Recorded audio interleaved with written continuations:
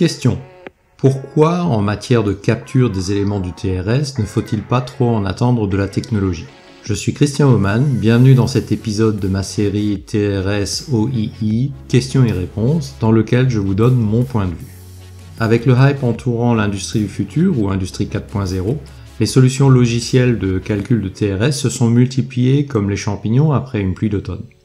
Si ces solutions allègent une part de la charge de travail, notamment la capture des moments et durées d'arrêt, la plupart d'entre elles nécessitent toujours une classification humaine des événements pour une analyse de perte pertinente.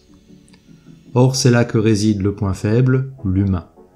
Au moment d'écrire l'article qui maintenant devient épisode de cette série, article dont vous trouverez le lien dans la description de cet épisode, je terminais une tournée de diagnostic au sein de plusieurs usines d'un grand groupe industriel.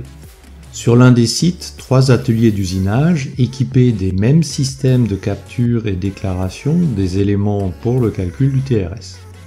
Dans le premier atelier, le système probablement mal configuré considérait par moments la machine à l'arrêt alors qu'elle tournait. Le nouveau chef d'atelier, peu intéressé par ce système et très préoccupé par le rattrapage du retard de production, en a déduit que le système buggé était peu fiable et a décidé d'autorité de débrancher le système. Ce système reste muet depuis des mois et le TRS est calculé par approximation et avec beaucoup d'efforts et d'insistance du top management.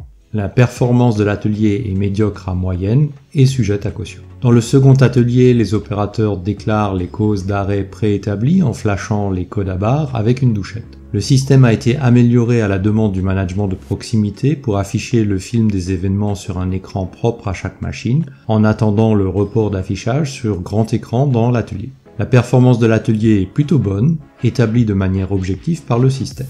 Le management a même dû refuser la demande des opérateurs de multiplier les causes de perte, et donc les codes à barres. La raison ? Une dilution trop importante des pointages sans gain significatif pour les analyses.